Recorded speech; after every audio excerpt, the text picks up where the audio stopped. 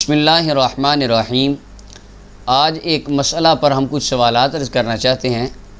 कुछ अहबाब के जहन में ये बात घर कर चुकी है। वो कहते हैं कि जो बात सही बुखारी में लिखी है हम बस वो मानेंगे। ये बात बुखारी से दिखा दो। वो सारा अपनी यानी इल्मी किताबी हैं चूँकि, तो इल्मी किताबी बंदे अपनी पूरी बात का ज़ोर इस पे लगा देते हैं कि ये हमें सही बुखारी से दिखाओ। बुखारी, मुस्लिम, तिरमिज़ी, अबू दाऊद, इब्न माजा और सुनन निसाई ये सियासता हैं और उम्मत का इस बात पर इत्तेफाक है कि सही तरीन किताबें। अच्छा, एक इल्मी किताबी से मैंने पूछा, मैंने कहा जी आप इनको मेन एक्सट्रीम की किताबें मानते हैं? नबी अलैहिस्सलाम ने अपनी किसी हदीस में फरमाया है कि या कुरान की कोई आयत हो कि बुखारी में जो हदीस आए या 6 सही सियासता में जो रिवायत आए वो मानना, और हजूर ने फरमाया बाकी मेरी कोई हदीस ना मानना? तो वो कहने लगा अस्तगफिरुल्लाह, ये कैसे हो सकता है? ये इन 6 किताबों के सही होने पर तमाम मकातबे फ़िक्र का इत्तफाक है। तो मैंने कहा आप किस मकतबा फ़िक्र को मानते हैं? आप तो किसी मकतबा फ़िक्र को मानते ही नहीं। और उम्मत के जो मुहद्दिसीन हैं वो तो आपके नज़दीक बाबे हैं, और आप हम जब उनका को हवाला दें तो आप कहते तो ਤੁਹਾਡੇ बाबे ने, असी तो मानते ही नहीं। तो आप उनकी ये बात फिर क्यों मानते हैं? तो खैर उसको इस बात का कोई जवाब ना आया। एक और में किताबी मेरे पास आया तो उसको मैंने या रसूलुल्लाह के मौजू पर उसको मैंने ये किताब दिखाई, अल अदबुल मुफरद। इसके अंदर हज़रत अब्दुल्लाह इब्न उमर का वो कौल या मोहम्मद वाला उसको दिखाया। कहता है नहीं नहीं, मैं ये ते तुहाडे बाबियां दी किताब है, मैं ते इनू मानदा ही नहीं। मैंने उसको कहा प्यारे ये बात तू किसी आलिम के सामने ना करना, और या अगर तूने ये बात ये जो ये बाबों की किताब है ये अगर तूने अपने मिर्ज़ा साहब के सामने भी की तो उन्होंने तुझे अपनी एकेडमी से बाहर निकाल देना है, क्योंकि ये ख़ुद इमाम बुखारी की किताब है। इमाम बुखारी की तसनीफ़ है। जिस तरह सही बुखारी इमाम बुखारी की किताब है, ये भी इमाम बुखारी की। तो वो खामोश हो गया और उसको पता ही नहीं था कि ये वाकई इमाम बुखारी की। अब उन्होंने अपने जहन में ये इल्मी किताबी हजरात ने बिठा लिया है कि जो बुखारी में आएगा बस वो मानेंगे, इसके अलावा कुछ नहीं मानेंगे। कहते हैं हम सिर्फ कुरान और सुन्नत को फॉलो करते हैं। मेरा बड़ा मासूमाना सा सवाल ये है कि कुरान की किसी आयत में किसी सही हदीस और ज़ईफ़ हदीस में दिखा दें रसूल करीम ने फरमाया हो जो बात सही बुखारी में लिखी होगी वो मेरी मानना, बाकी ना मानना, क्योंकि आप तो मानते ही कुरान और सुन्नत को हैं। मकतबा फ़िक्र किसी को आप मानते नहीं हैं, और उम्मत के सारे मुहद्दिस आपके नज़दीक बाबे। आगे मैं अर्ज़ करता हूँ अब अपने अहले इल्म हज़रात के लिए ये मेरी अर्ज़ है कि इमाम बुखारी रहमतुल्लाह अलैह ने सही बुखारी में 7000 हदीसें लिखी, और मुक़द्दमा इब्न सलाह ये इमाम बुखारी के करीब के मुहद्दिस हैं और उसूल हदीस के बानियान में से हैं। कोई इल्म वाला बंदा, हकीकी इल्मी बंदा इनका इनकार नहीं कर सकता।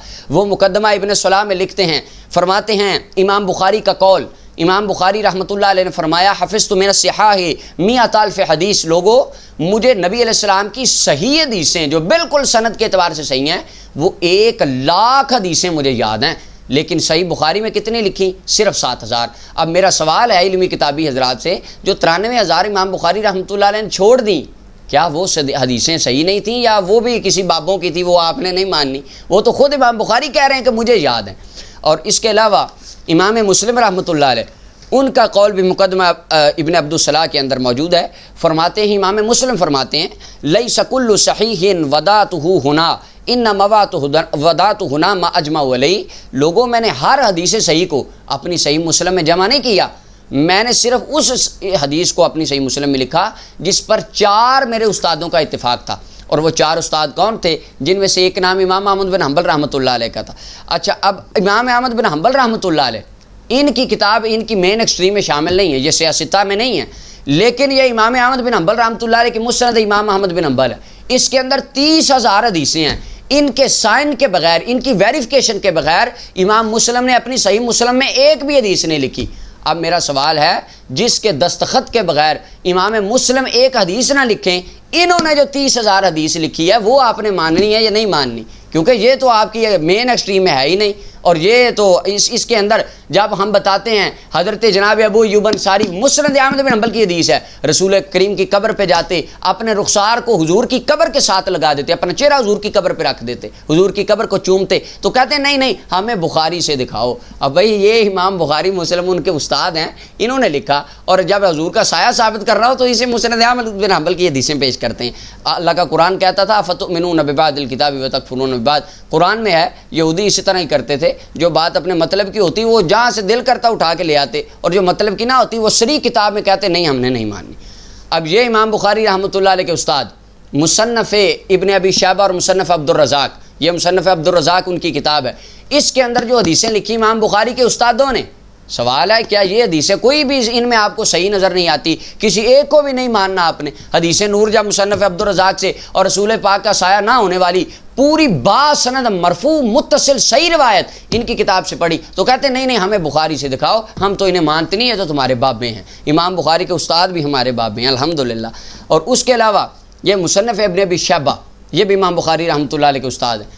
جناب بلال بن حارث والی روایت پڑھیں تو کہتے ہیں نہیں نہیں بخاری سے دکھاؤ۔ اب انہوں نے، اور مرزا انجینئر صاحب کے آپ خود کلپ سنیں، میں بڑی محبت سے کہہ رہا ہوں کہ ان کے جناب امیر معاویہ پہ جو انہوں نے لیکچر دیے ان میں ان دو کتابوں کے حوالے کثرت سے دیتے ہیں۔ اب میرا سوال ہے کہ یہ کیا مین ایکسٹریم کی کتابیں ہیں؟ وہ باتیں بخاری میں ہیں، کسی اور کتاب میں ہوں، ان سے دیتے ہیں، تو جب ہم کو ان سے حوالہ دیں تو کہتے نہیں یہ تو تمہارے باب میں ہیں۔ اور اس کے علاوہ امام نسائی رحمۃ اللہ علیہ، ان کی یہ کتاب تھی السنن الکبریٰ، اس میں آپ نے 8900 کے قریب روایتیں جمع کی۔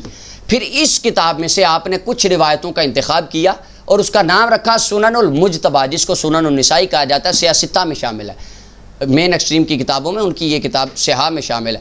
اب سوال ہے امام نسائی کی جو باقی 8900 روایتیں ہیں، یہ ان میں سے کوئی ایک بھی روایت صحیح نہیں ہے، یا جب ان کا پیش کریں تو یہ بھی ہمارے بابے بن جاتے ہیں۔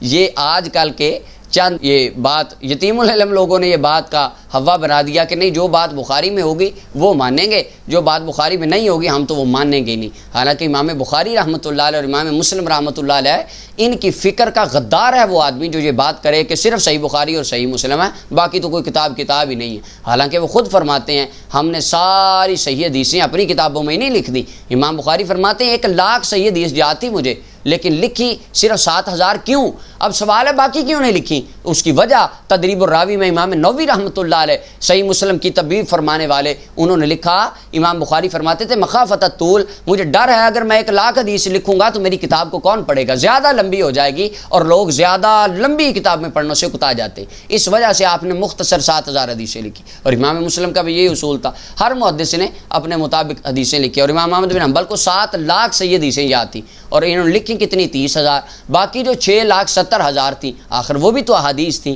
وہ دیگر طرق میں جہاں بھی ملیں۔ اہل سنت اور تمام اہل علم کا اس بات پر اجماع اور اتفاق ہے، صحیح حدیث رسول کریم صلی اللہ علیہ وسلم کی جس بھی جگہ پر جس بھی کتاب میں باسند متصل مل جائے اس سے تمام عقائد اور حلال و حرام کے احکامات ثابت ہوتے ہیں۔ اللہ تعالی ہمیں حقیقی طور پر علم حاصل کرنے کی توفیق عطا فرمائے۔